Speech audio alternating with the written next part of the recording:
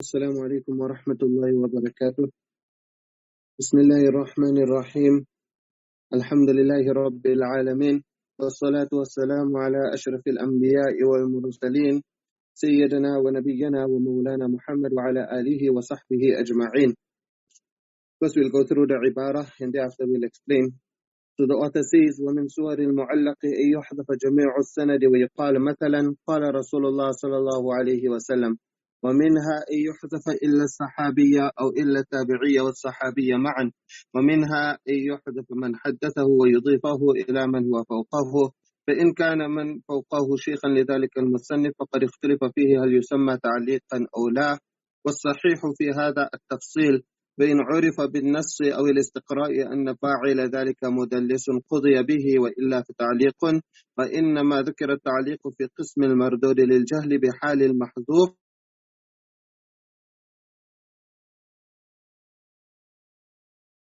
الجميع من أحذفه الثقات.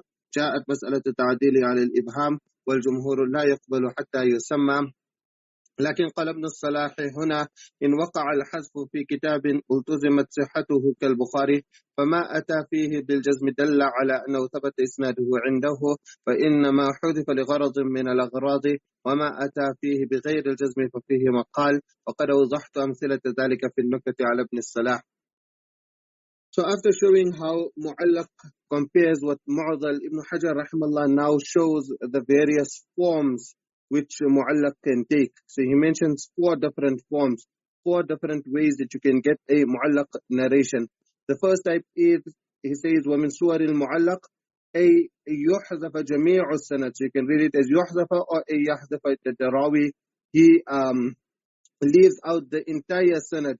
ويقال مثلا قال رسول الله صلى الله عليه وسلم, and then he narrates directly from the Prophet صلى الله عليه وسلم. So he doesn't mention any sanad, he just says that the Prophet صلى الله عليه وسلم said. And this here happens so commonly in today's times. It happens frequently when speaking. You'll say it comes in a hadith that Nabi صلى الله عليه وسلم said, or in dialogues when delivering a lecture, etc. This is the common way where we don't mention a sanad. Now here you can see Ibn Hajar rahimahullah is mentioning this as a type of mu'allaq. Ibn Salah rahimahullah would also regard this here as a mu'allaq. There's one point which I want to show of how from the text of Ibn Salah, what the point which Ibn Hajar rahimahullah mentioned in the previous paragraph, وَبَيْنَهُ وَبَيْنَ الْمُعْضَلِ الْآتِ ذِكْرُهُ عُمُومٌ وَخُصُوصٌ مِنْ وَجْهٍ. We spoke that some of the commentators mentioned that there is tabayun.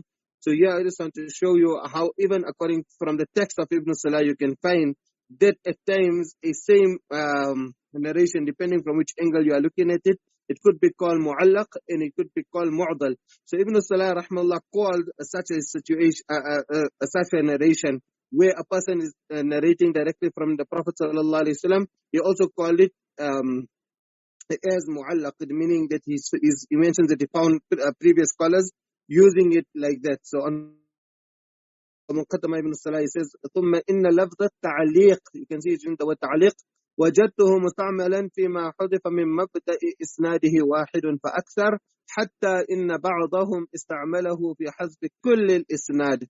مثال ذلك قوله قال رسول الله صلى الله عليه وسلم كذا وكذا إلى آخره.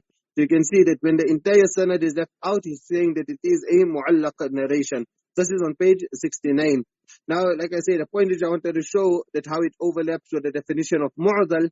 Right in the beginning of this chapter, Ibn Salah mentions this here all under the chapter of mu'adhal. So in the beginning of this chapter, 9 pages earlier, he says, قُلْتُ وَقَوْلُ الْمُصَنِّفِينَ مِنَ الْفُقَهَاءِ وَغَيْرِهِمْ قال رسول الله صلى الله عليه وسلم كذا وكذا ونحو ذلك كله من قبيل المعضل. So you can see here, he's saying that it's all that here falls under the category of mu'adhal. That's what he mentioned on page 60. But on page 69, he mentions that it all falls under mu'allaq. So that's just one point to show you, to prove what Ibn Hajar rahmallah mentioned in the previous paragraph. So the first way is where a person takes directly says qala Rasulullah sallallahu alaihi wasallam. Then the next way is وَمِنْهَا أَن يُحْضَفَ إِلَّا الصَّحَابِيَّةِ, is that he leaves out the entire sanad but he only takes the sahabi's name. So again, when giving bayans or when writing kitabs, you will find that this here is so common. If you have to look in Riyadh al-Salihin, every narration which is mentioned there, It has the Sahabi's name and the Prophet ﷺ's name, and the sanad from Imam Nawawi rahimahullah till that Sahabi is not mentioned. So all of that falls under this category, that a person is leaving out the entire sanad, but he's taking the name of a Sahabi, and he's taking he's mentioning that Nabi sallallahu alaihi wasallam said it. Yes, when you go back to the original source, so for example, Imam Nawawi will say that it comes in Bukhari or it comes in Muslim or whatever, whichever kitab he references to, then you will find that it's mentioned, the full sanad is mentioned. But the way it's quoted in Rijāzah Salihin is mu'allaqan. So that's the second way which Ibn Hajar rahmallah mentions. Then the third is, so he doesn't use the word minha, he just mentions the third with the word أو إلى التابعية والصحابية معا. That the entire chain is not mentioned, the Sahabi, and then from Nabi sallallahu alayhi wasallam. So basically between him and the Prophet sallallahu alayhi wasallam, they were saying maybe 6 links.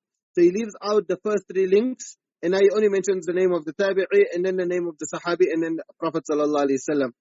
So in this way, it will be, it's also called a mu'allaq narration, because in the definition of mu'allaq, we done that even if more than one is left out, more than one link is left out, then too it will be called mu'allaq. Now what happens if a person leaves out the link above him, but then he mentions the name of the Tabi'i, and then he leaves out the name of the Sahabi, and then he mentions the Nabi sallallahu alayhi wasallam? So you understand this scenario? That Ibn Hajar is mentioning that the name of the Tabi'i, Sahabi, and the Prophet sallallahu alayhi wasallam is taken. But what happens if only the name of the Tabi'i is taken, and then the name of the Sahabi is left out, and then the Prophet sallallahu alayhi wasallam is quoted? So as we will do in the next chapter, that such a narration where a Tabi'i leaves out the name of a Sahabi, then it's called a mursal. So can a narration be mu'allaq and mursal? Can it be because between the author or between the person who is narrating it, between him and the Tabi'i, the chain is left out, so obviously his teachers' names are left out, so therefore it's mu'allaq. And then it's also mursal because you have the Tabi'i narrating directly from the Prophet sallallahu alaihi wasallam. So Mullah al-Qari rahmallah answers this here, and he says, وَفِيهِ أَنَّ الْمُرْسَلَ هُوَ مَا سَقَطَ مِنْ آخِرِهِ فَقَدْ كَمَا مَرَّ فَلَا يَشْمَلُ الْمُرْسَلَ هذه الصورة التي حذف آخِرُه وأوله فتكون داخلة في المعلق. He's saying that this will only be considered as a mu'allaq, and therefore the law which is mentioned, which Ibn Hajar rahmallah is mentioning later, that law for mu'allaq narrations will apply to this year, and not the law of mursal narrations, because when we do in the next chapter, then we'll discuss different views with regards to mursal narrations. So the law of mu'allaq will apply there, and not the law of mursal. It will be regarded as a mu'allaq narration, and will not be regarded as a mursal narration. So those are 3 types which he mentions. Now he mentions the 4th type, but on this here there are differences. So he says, وَمِنْهَا أَن يَحْذِفَ مَنْ حَدَّثَهُ وَيُضِيفَهُ إِلَى narrated to him, but he narrates from the person from who his teacher narrated it from. So like, you know, you get a grandfather, so the grand sheikh, it means he's not taking his sheikh's or his teacher's name, he's taking the name of his teacher's teacher. And so here, what will the ruling be? So he says, فَإِنْ كَانَ مَنْ فَوْقَهُ شَيْخًا لِذَلِكَ الْمُصَنِّفِ فَقَدْ اخْتُلِفَ فِيهِ هَلْ يُسَمَّى تَعْلِيقًا أَمْ لَهُ. What happens if he heard from his teacher, but he also heard other narrations? So not this particular narration, other narrations he heard from his teacher's teacher. So that means this particular narration, he's getting it from such a person who is narrating from another person who he himself has met and who he himself has narrated other narrations from. So here now he leaves out the name of his sheikh. So a person might assume that since he heard so many other narrations from this, from his sheikh in this particular narration, from his grand sheikh in this particular narration, so therefore this particular narration also he heard it directly from the sheikh. Meantime, he didn't hear it directly from the sheikh, rather he heard it from someone in between. So to give you an example, is like, for example, I heard from, say, my ustad, and I also heard from who my ustad has heard from. So I maybe travel and met my teacher's teacher. So now when I'm narrating it, I leave out the teacher who I heard here in South Africa, and I narrate directly from the teacher who I met in Dabel. Actually, this here is it's a correct case that I did meet a teacher's teacher. So I also heard from my ustad to start directly. So now when I leave out this teacher's name, a person might assume that this particular narration, I heard it directly from that teacher who I met in Dabel. Meantime, I didn't hear it directly from him. I heard it from this teacher. So Ibn Hajar rahimahullah mentions that the ruling with regards to this will be, he says that وَالصَّحِيحُ فِي هَذَا التَّفْصِيل. Now there are different rulings why a person would do this here. That maybe he would do it tadlisan. So we're going to do the chapter of tadlis. Tadlis means at times a person would leave out the name of his sheikh for ulterior motives. So now imagine he goes and he tells people, he takes the name of this person who is young. Maybe at times he heard from someone who is not so well known. So therefore he doesn't take the name of the sheikh. At times maybe all his contemporaries heard directly from a particular sheikh, but he didn't manage to hear directly from the sheikh this particular narration. So therefore when he is narrating it, he has to put an additional link. So that means his sanad is going to be longer than all his contemporaries. So therefore he doesn't want to show others that he has a longer sanad, because he heard it from someone else who heard it from the sheikh who all his other people in his town heard it from. So therefore he just leaves out the name. So like this, there could be some fraudulent reasons, there could be some ulterior motives in doing it. And at times, maybe even his sheikh was weak. So he's leaving out the name of a weak person, and he's narrating directly from an authentic person, which gives the impression that the entire sanad is authentic. Meantime, the whole, had he taken the name of the sheikh, the whole ruling on the sanad would change. So therefore, this here is called tadlis. Now, Ibn Hajar rahimahullah is answering that such a case here, where he leaves out the name of the sheikh who narrated to him, and he narrates from his sheikh, that means the teacher of his teacher, who he also met. So that's the important point here, that he also directly heard from the teacher. Because if he didn't meet the teacher, say for example, the teacher, his teacher's teacher passed away before he was even born, then there's no chance of there being tadlis, because everybody would know that he didn't hear, everybody would know that there is a missing link. If it's clearly confirmed that he didn't meet his teacher's teacher. But if he met his teacher's teacher, now it could be giving the wrong perception that maybe this particular narration he heard it directly from that teacher. So the question is that will this here fall under a mu'allaq narration, or will it fall under tadlis? And will the laws of tadlis then apply? The laws of tadlis would actually have an impact on this person's integrity also. He might lose his integrity and his reputation. So Ibn Hajar rahmallah says, وَالصَّحِيحُ فِي هَذَا التَّفْصِيل, that it will all depend if it is known through nas or through istiqra. So he'll explain these two terms now. Through nas and through istiqra, it is known that this person would generally do tadlis. He would generally leave out the names of his direct teachers and narrate from those above. Like we say, because of some ulterior motives, then he will say that this here is a tadlis. But if he's not known to do this here, so he just maybe done it on this one particular occasion, so then we'll say this is a mu'allaq narration, and we won't say that there is tadlis in this narration. So he mentioned two conditions. فَإِنْ عُرِفَ بِالنَّسِّ. Bin-nassi means because of a statement, because of a verdict. So obviously he just mentioned it as general. It doesn't mean the verdict or the statement of a shopkeeper or of some random person on the road. It's obvious that he's referring to the verdict of a scholar. And that is Alama Qasim rahmallah said, Nasu imam min a'immatil hadith. So either you have a verdict from one of the imams of hadith, and they are telling you that this here is a mudallis, or this person is not a mudallis, or maybe the second is istiqra. So what is istiqra? Qula al-Qari rahmallah says, bitatabbu'il tam. That means he's doing a thorough research.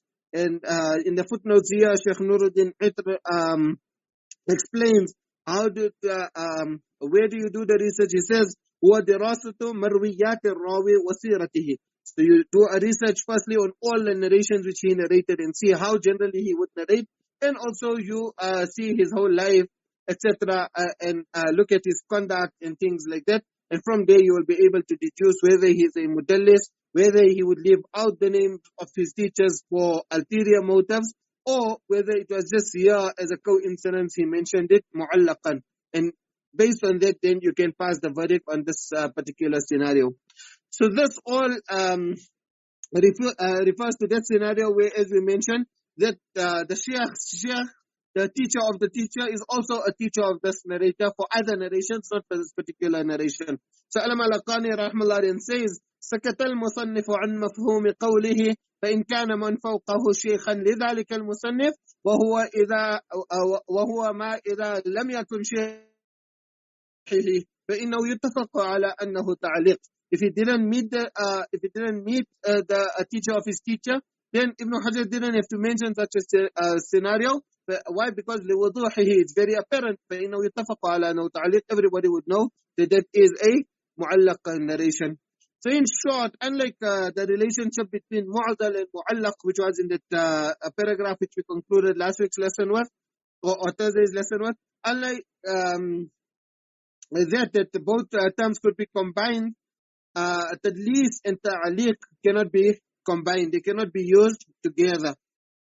And that is what Mullah al-Qari rahmallah says. هذا يدل على مباينة المعلق للمدلس. That you can't, a narration cannot be mu'allaq and mudallas at the same time. The two terms cannot be used. If a person is using it to deceive, then you call it tadlis. And you won't call it narration, or you won't use the word ta'liq. You won't say he narrated it ta'liqan, you'll say it's he narrated it tadlisan. Like we say, it will then have an impact on his integrity. And if he just narrated it like that, then it will be mu'allaqan and it doesn't have an impact on his integrity. Thiqa rawis and imams and huffaz will make ta'liq, as we will actually also discuss if we get time, inshallah. But then this here now shows that a new qaid, a new restriction needs to be added into the definition of mu'allaq. And that is that it has to be clear and apparent that the narrator is leaving out the name of his teacher. That means it can't be hidden or vague or doubtful. So this is what Mullah al-Qari says, وَفِي أَنَّهُ يَصْدُقُ تَعْرِيفُ عَلَيْهِ فَيَنْبَغِي أَن يُقَيَّدَ تَعْرِيفُ الْمُعَلَّقِ بأن يكون سقوط شيء من الإسناد واضحا لا خفيا حتى يخرج المدلس. If you're saying that mudallis and ta'liq and tadlis are different, then you have to clarify in order to create the distinction, because the definition needs to be jami' and mani'. So in order to show this here, you need to clarify. So he says that you need to add this here into the definition.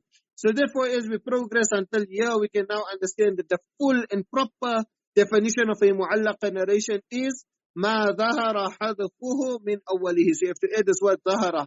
ما ظهر حذفه, that it's apparent that the name of his sheikh. Then only you can say it is mu'allaq. If it is hidden, then it will not be considered, and that is why then you will need nas or istiqra. You would need the verdict of a scholar, or you would need to do full research yourself, and in that case it will be tadlis. It would not be considered as mu'allaq.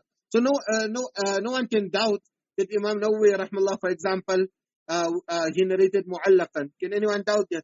Likewise, if Imam Bukhari rahmallah is just taking the name of a sahabi and mentioning, can anyone doubt? Obviously, no one will doubt, because everyone knows that Imam Bukhari did not meet the Sahaba. He's not a tabi'i. So therefore, there is no ulterior motive. He's not trying to hide the sanad. He's mentioning the name of the Sahabi, and he knows that every person would know that he didn't meet that Sahabi, or maybe the tabi'i, etc. So all of this here is with regards to the different scenarios and to the full definition of mu'allaq. Now, Ibn Hajar rahmallah explains why he brought this under mardud. You can see the first line of the previous page, ثُمَّ الْمَرْدُودُ, that is a rejected narration. So why is it rejected? He says, وَإِنَّمَا ذُكِرَ التَّعْلِيقُ فِي قِسْمِ الْمَرْدُودِ لِلْجَهْلِ بِحَالِ الْمَحْذُوفِ.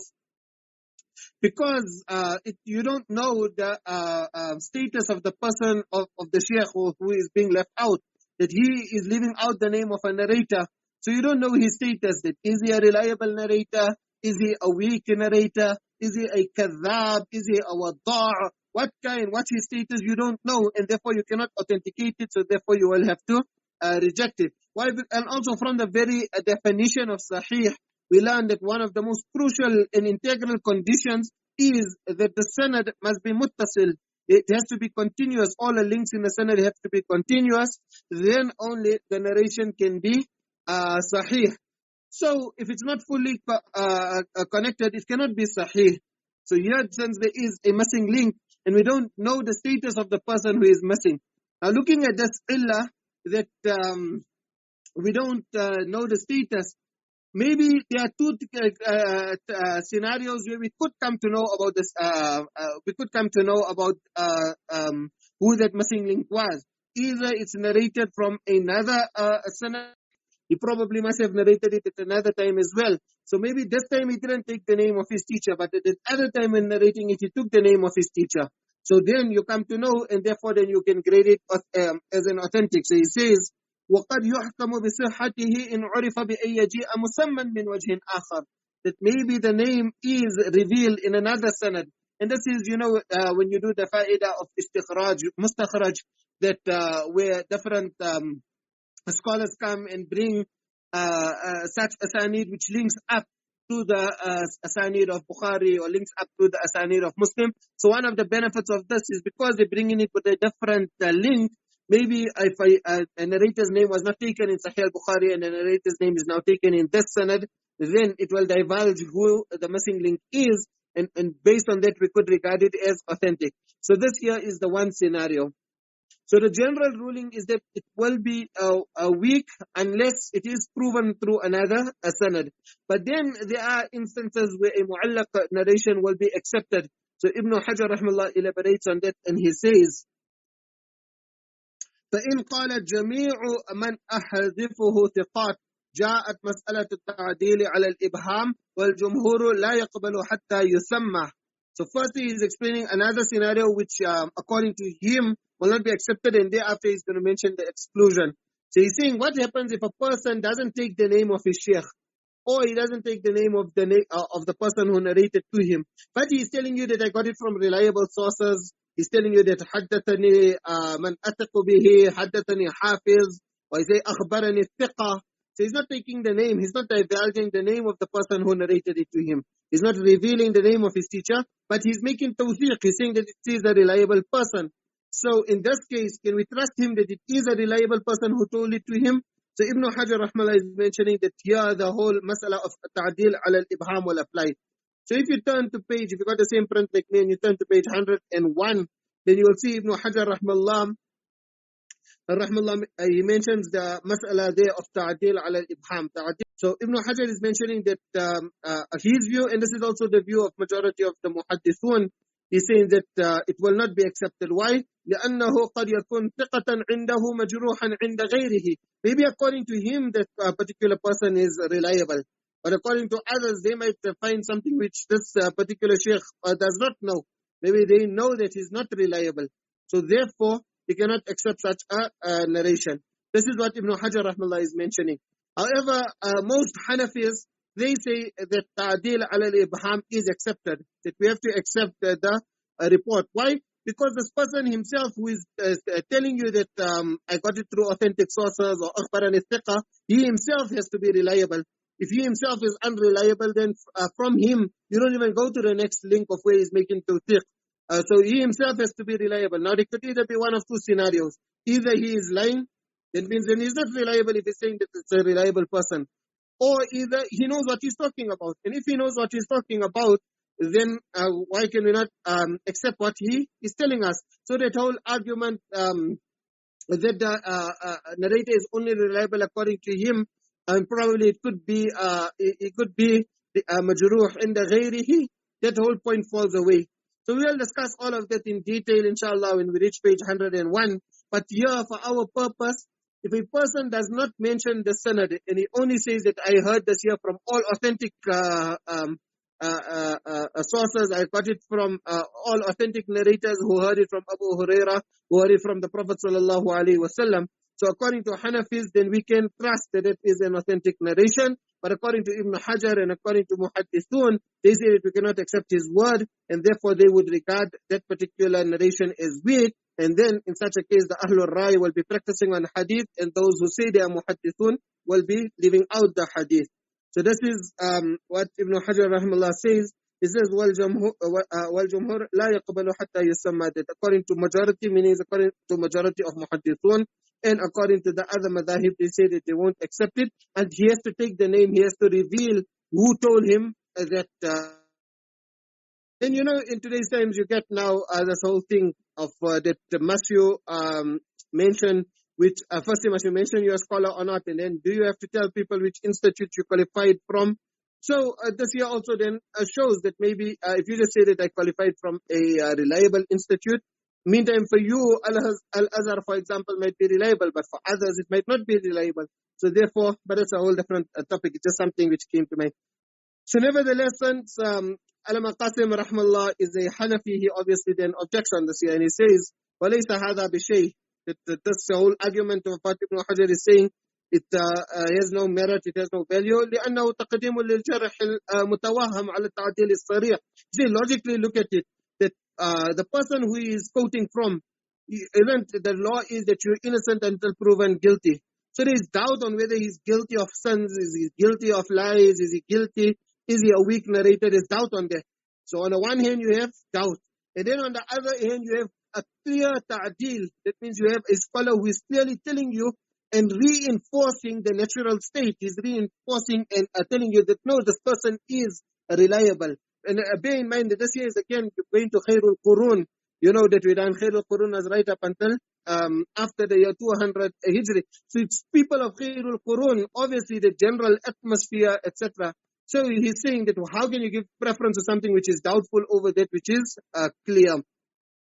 But now this here creates a problem, and this is what Ibn Hajar has to attend to in the next paragraph. That if muhaddithun are saying that the narration will not be accepted, then what happens to all those narrations which Imam Bukhari rahmallah narrates mu'allaqan, and Imam Muslim rahmallah also narrates, but Ibn Hajar only takes the name of Imam Bukhari. So what happens to all of those narrations? And it's not a small amount of narrations, it's a lot of narrations, because in Sahih al-Bukhari, there are 1,341 narrations where Imam Bukhari did not mention the names of his teachers. So 1,341 mu'allaq narrations. If you are saying that it's mardood and we cannot accept it, and even if a person is telling you that it's all authentic people, we cannot accept it, then what, so are we going to say that narrations from Sahih al-Bukhari? So it becomes a problem for Ibn Salah and Ibn Hajar, especially when they are regarding, they regard Sahih al-Bukhari, metaphorically to say, they regard Sahih al-Bukhari as the Bible. They regard it as the most authentic, that everything in there, it's the highest level of Sahih, so it creates a problem. So now, if it creates such a big problem, then what's the easiest thing to do? The easiest thing to do is bend the rules to accommodate those who you support, especially when you have the monopoly of it, because Hanafis are not writing ulumul hadith. So this is what now Ibn Hajar does. He quotes now that we have to bend the rules to accommodate all of those which are going to become an objection on us. So he says, لكن قال ابن الصلاح هنا إن وقع الحذف في كتاب التزمت صحته كالبخاري فما أتى فيه بالجزم دل على أنه ثبت إسناده عنده. So he's quoting from Ibn Salah rahimahullah. And Alama Mughultai rahmallah says that Ibn Salah was the first one to come up with this here. Basically, it means that if Imam Bukhari mentioned it, with clear words, like using the word qala or dhakara, with sighatul jazm, then we will accept it. And if he's using it with sighatul, if he's using it without sighatul jazm, then we don't have to accept it. So here he's attributing it to Imam to Ibn Salah, and Alama Mughultai said that Ibn Salah was the first one to mention it. But then Ibn Hajar in his Nukat, he mentions that actually Ismaili in his Mustakhraj, he actually mentioned it first. So you have Ismaili who mentioned it, and then Ibn Salah rahimahullah. So firstly, to look at the full statement of Ibn Salah rahimahullah. Ibn Salah rahimahullah, he mentions in his مقدمة that وينبغي أن نقول ما كان من ذلك ونحوه بلفظ فيه جزم وحكم به على من علقه عنه فقد حكم بصحته عنه. مثال قال رسول الله صلى الله عليه وسلم كذا. So you can see he's using صيغ الجزم. So قال رسول الله وقال ابن عباس. So he's saying قال مجاهد قال عفان قال الكعنبي. So using these kind of words. So he's saying فكل ذلك حكم منه على من ذكره عنده بأنه قد قال ذلك ورواه. For example, now I cannot sit here and say that Malana Ashraf Ali Tanwi, rahmallah, for example, said something, and meantime he did not say it. In that case, I will be lying. So he's saying that you can only say that the person said it if you're absolutely sure that the person said it. I should be able to give you a reference to tell you where he said it. So in the same way, you can Imam Bukhari will only use this kind of words if it was if Imam Bukhari rahmallah was absolutely sure. But then at other times he uses وَأَمَّا مَا لَمْ يَكُنْ فِي لَفْظِهِ جَزْمٌ وَحُكْمٌ. He says that he uses صيغ التمريض, and he will say روي عن رسول, it has been transmitted. So it could be either transmitted correctly or incorrectly. Maybe a person made a mistake. So in that case, he's saying that ليس في شيء منه حكم منه بصحة ذلك عمن ذكره عنه. In that case, it does not necessarily have to be authentic. Now, there are various reasons why Imam Bukhari rahmallah would mention mu'allaq narrations. If you wanted to, you could just mention it. For all others, for over 7,000 narrations, he's mentioning the asanid. So now why for these 1,000, he does not mention the sanad. So there are various reasons, but one of the main reasons which Ulama Qasim bin Kutub single out is كَأَيْ يَكُونَ الرَّاوِي لَيْسَ عَلَى شَرْطِهِ. That maybe the narrator was authentic, he was reliable, but he didn't fulfill the conditions of Imam Bukhari. There are many other reasons. Imam Mullah al-Qari rahmallah says, kal-ikhtisar, maybe he just wanted to condense, make it he didn't want the bab to become too long, or khawf takrar, maybe he mentioned the narration somewhere else, etc. We're not going to go into all of that. But the one important reason, and that is why Allama Qasim rahmallah singled it out. So he says that because that narrator did not fulfill his conditions. So now, from here we can clearly see, now we're not discussing whether we accept this ruling or not, what Ibn Salah mentioned. So obviously we accept the ruling, but we can see that comparing this ruling with the ruling of, which in the previous paragraph, ta'dil ala al-ibham, we can see that if you're only giving this, you're only giving this opportunity to Imam Bukhari rahimahullah, Allah narrated it like that, then it's accepted. Then it means that you are being biased and you are having a soft spot for Imam Bukhari. On the one hand, we find that Ibn Salah and Ibn Hajar rahmallah are rejecting the clear and emphatic statements of the teachers of Imam Bukhari rahmallah. That they are saying that, and like we said, that these are teachers and scholars of Khairul Qurun. So you are rejecting their statements where they are emphatically telling you that a thiqa person told me. And then on the other hand, where Imam Bukhari did not emphatically say, Imam Bukhari never ever mentioned that all my mu'allaqat are mentioned from authentic and from reliable people. So Imam Bukhari did not say that, and here you are accepting it. So you're just giving him this opportunity that shows that it becomes like a bias. So the exact same reasoning which they are using for ta'dil ala al-ibham, that same thing can apply here. That they said there that لأنه قد يكون ثقة عنده مجروحا عند غيره. So Ibn al-Hanbali rahmallah says about the claim of Imam Bukhari, سلمنا لكن لا يلزم من ثبوته عنده ثبوته عندنا. You remember we said that one point which is singling out from all the reasons is that he didn't fulfill the conditions of Imam Bukhari. So if he didn't fulfill the conditions of Imam Bukhari, probably he could have been authentic, because now there's no talaqi bil qabul. You know, Ibn Hajar rahmallah spoke about talaqi bil qabul. Now there's no more talaqi bil qabul because he doesn't fulfill the conditions of Imam Bukhari. So maybe this narrator is reliable according to Imam Bukhari, but maybe according to other scholars he is not reliable. So this here is actually to show, and with this, on this whole thing which Allama Qasim rahmallah mentioned, that maybe he does not fulfill the conditions of Imam Bukhari. Ibn Hajar rahmallah done a full research, and he even wrote a kitab which is called Taghliq al-Ta'liq. So in Taghliq al-Ta'liq, he inspected every mu'allaq narration of Bukhari. And then in the beginning of this kitab, he wrote that Imam Bukhari rahmallah at times, and he would mention a hadith with sighatul jazm, then one of the reasons أو كان في روايته من لم يبلغ درجة الضبط والإتقان وإن كان ثقة في نفسه فلا يرتقي إلى شرط أبي عبد الله المؤلف في الصحيح فيعلق حديثه تنبيها عليه تارة أصلا وتارة في المتابعات. So he mentions it like this, and even when he had the narrations in front of him in Fathul Bari, he mentioned the same thing, that those Bukhari left out when narrating mu'allaqan, they did not fulfill his conditions. وَمَا لَمْ يَكُنْ عَلَى شَرْطِهِ يعلقه في الموضع الآخر تارة بالجزم إن كان صحيحا وتارة بغيره إن كان فيه شيء وما ليس له إلا سند واحد. So he's mentioning it that it does not fulfill the conditions, and therefore we mentioned that the same argument which is presenting for ta'dil al-ibham, that very same argument could apply here.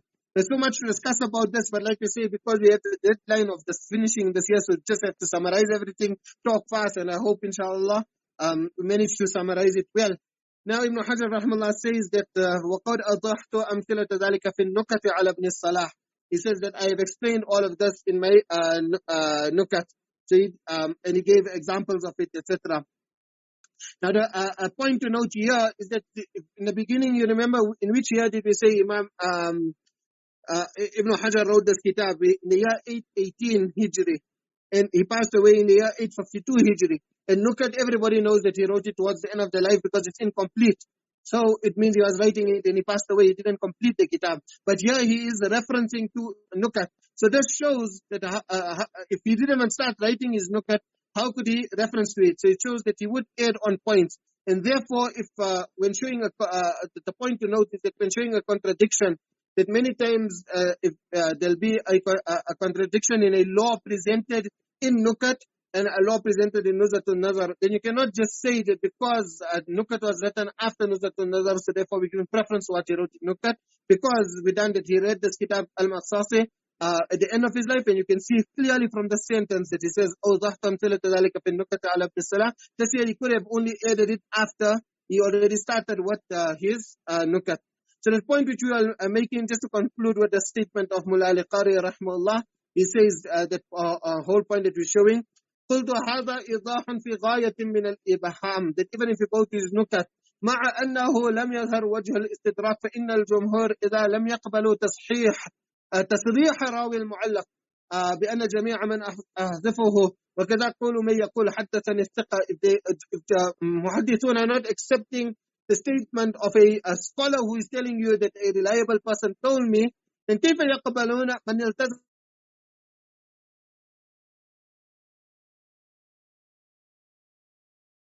ولم يصرح بأن تعليقه صحيح أم لا. He never even tell you that his تعليقات are authentic.